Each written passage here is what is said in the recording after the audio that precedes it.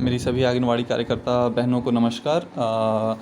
मैं ये वीडियो बना रहा हूँ जिससे कि आप इसे देख करके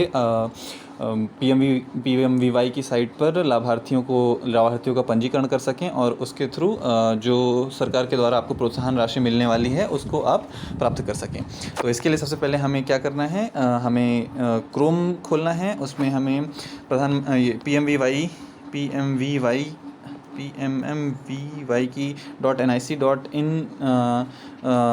को सर्च करना है। उसके बाद जब ये आ जाएगा, वेब पेज खुल जाएगा, तो हमें उस पर लॉगिन पेज को खोलना है और आपको परियोजना के द्वारा जो लॉगिन करने के लिए क्रेडेंशियल्स मिले हुए हैं, ईमेल आईडी और पासवर्ड मिला हुआ है, उसको यहाँ पे ऐड करेंगे। आप उसको सेव भी कर सकते हैं क्रोम में, क्योंकि क्रोम में पासवर्ड और आईडी दोनों सेव हो जाते हैं। उसके बाद कैप्चा ऐड करेंगे और फिर लॉगिन करेंगे। आप जैसे देख पा रहे हैं कि मेरा यहाँ पे लॉगिन हो गया है, मैंने लॉगिन कर लिया है। और उसके बाद यहाँ पर आप देखेंगे कि लॉगिन के बाद जो पहला पेज खुलता है उसमें उल्टे हाथ पर सबसे ऊपर होम के नीचे ही आपको 3 लाइनें मिलेंगी। उनको आप छूइएगा, उनको आप टच करेंगे तो होम के नीचे आपको डेटा एंट्री का कॉलम मिलेगा। डेटा एंट्री में सबसे पहला ही कॉलम है बेनिफिशियरी रजिस्ट्रेशन का। तो आप बेनिफिशियरी रजिस्ट्रेशन को जब सेलेक्ट करेंगे तो लाभार्थी पंजीकरण, जिसको हम बेनिफिशियरी रजिस्ट्रेशन बोलते हैं, वो वाला पेज खुल के आएगा। अब हम उस पेज में जो भी डिटेल्स मांगी गई हैं उसको भरेंगे अपने लाभार्थी के बारे में। तो सबसे पहले डिटेल्स है कि क्या हमारा लाभार्थी सरकार, केंद्र सरकार, राज्य सरकार या फिर PSU के अंदर कर्मचारी है, जो कि ऑब्वियसली नहीं होना चाहिए, क्योंकि अगर वो होगा तो इन सब के लिए लाभार्थी नहीं हो पाएगा हमारा। फिर उसके बाद हम बच्चे की डिटेल्स डालेंगे कि उनका जो हमारी लाभार्थी उनका पहला बच्चा है, दूसरा बच्चा है या फिर उससे ज़्यादा का बच्चा है।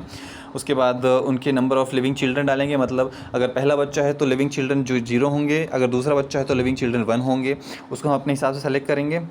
उसके बाद लाभार्थी का नाम डालेंगे, लाभार्थी का सारी जो तारीखें हैं, आधार संख्या डालेंगे, बच्चे की जन्म की तारीख डालेंगे, और जो हमारी लाभार्थी है उसकी कैटेगरी क्या है, SC है, ST है या फिर OBC जनरल होगा तो उसके लिए अदर्स का कॉलम बना हुआ है, आप देख पा रहे हैं।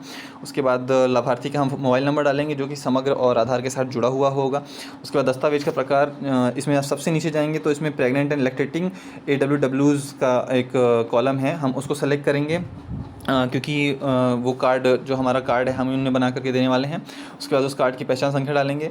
उसके बाद उस कार्ड की फ़ोटो हमें डालनी होती है, जो कि हम चूज़ को सेलेक्ट करेंगे। उसके बाद कैमरे में जाएंगे।